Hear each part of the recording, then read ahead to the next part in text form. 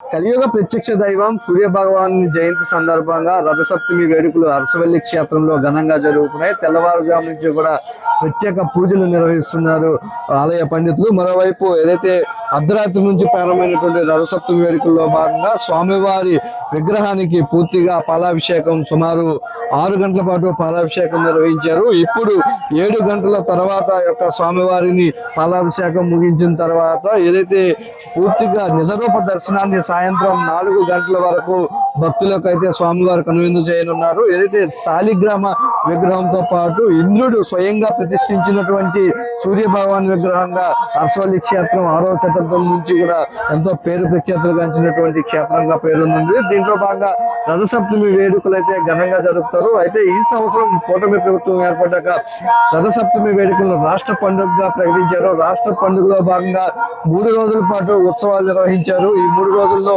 ఆఖరి రోజు ఈ రోజు పెద్ద ఎత్తున రథసప్తమి ఓ పక్క, మరోవైపు బయటన సాంస్కృతిక కార్యక్రమాలు మరోవైపు కూడా నిర్వహిస్తున్న పరిస్థితి అయితే కనిపిస్తూ ఉంది. దీనిలో భాగంగా రథసప్తమి ఉత్సవాల్లో భాగంగా పెద్ద ఎత్తున భక్తులు స్వామివారిని దర్శించుకునేందుకైతే ఇక్కడికి పోటెత్తుతున్నారు. సుమారు ఇప్పటికే 1,00,000 మందికి పైగా భక్తులు దర్శించుకున్నారని చెప్పేసి ఆలయ అధికారులు అంచనా వేస్తున్న పరిస్థితి. మరోవైపు రథసప్తమి సందర్భంగా పెద్ద ఎత్తున భక్తులు వచ్చేందుకు వస్తున్నందున అటువైపు తరలి వస్తున్నారు. మనం ఎదురులో చూస్తున్నాం, భారీగా తరలి వస్తుండడంతో సుమారు 5 సెక్టర్లుగా క్యూ లైన్స్ ఏర్పాటు చేశారు. అటు డోనర్స్ తో పాటు ఇటు వివిఐపీస్ తో పాటు ప్రోటోకాల్ దర్శనాలతో పాటు ఉచిత దర్శనాలు, మిగిలిన పెయిడ్ దర్శనాలు కూడా ఏర్పాటు చేశారు. దీనిలో భాగంగా స్వామివారిని అయితే ఈ రోజు నిజరూప దర్శనం అయితే ఉదయం నుంచి కూడా చేయించుకుంటున్న పరిస్థితి అయితే కనిపిస్తూ ఉంది. మరోవైపు పెద్ద ఎత్తున భక్తులందరూ కూడా మనం చూస్తున్నాం.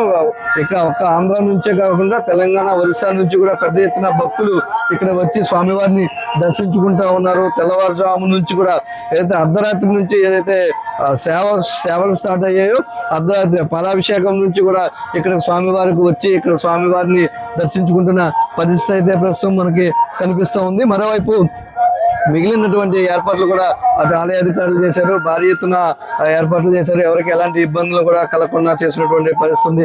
సరే, ఎన్ని గంటల నుంచి మీరు ఉన్నారు? ఎలాంటి ఉంది దర్శనం? ఇప్పుడైతే 6కి వచ్చామండి. క్యూ లైన్ అయితే త్వరగా అవుతుంది. ఇది 100 రూపీస్ కనుక ఫ్రీ లైన్ కూడా చాలా తొందరగా అవుతున్నాయి. ఈసారి అయితే చాలా చక్కగా ఉన్నాయి అన్ని ఏర్పాట్లు. మేము శ్రీమోహలం నుండి వచ్చాం. చాలా చక్కగా ఉంది. అపీరెన్స్ అంతా బాగానే చాలా జాగ్రత్తగా చేశారు సార్. బాగానే ఉంది, మెరిట్ మీద బాగానే ఉంది.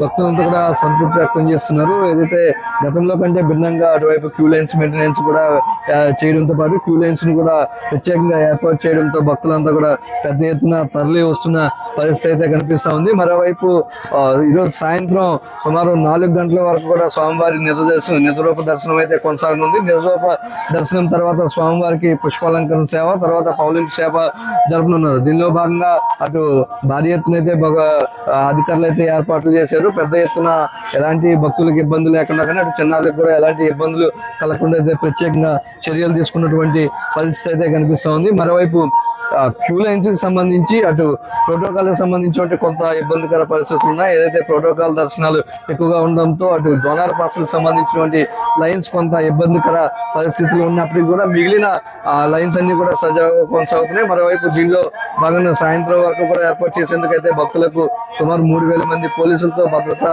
ఏర్పాట్లు చేశారు. ఎలాంటి ఇబ్బందులు కూడా ఏర్పాటు చేయకుండా చుట్టుపక్కల ఉన్నటువంటి ప్రత్యేకంగా పార్కింగ్ స్థలాల్లో ఉన్నటువంటి పార్కింగ్ స్థలాల్లోనే పెట్టుకుని ఇక్కడికి రావాలని చెప్పేసి చేస్తున్నారు. సాయంత్రం వరకు కూడా ఇదే రద్దీ కొనసాగుతుందని అటువైపు ఎన్జిఓలు కానీ ఇతర సేవా సంస్థలు కానీ స్వచ్ఛంద సేవా సంస్థలు కానీ భక్తులందరికీ కూడా ఆహారాన్ని ఇచ్చేందుకు అయితే ముందుకు వస్తున్నాయి. వీరంతా కూడా తమ సేవా కార్యక్రమాలు అయితే కొనసాగిస్తున్న పరిస్థితి అయితే ప్రస్తుతం అరసవల్లి దేవస్థానంలో కనిపిస్తా ఉంది. కెమెరామెన్ సూర్యతో బాలు 10 టీవీ శ్రవణం జిల్లా.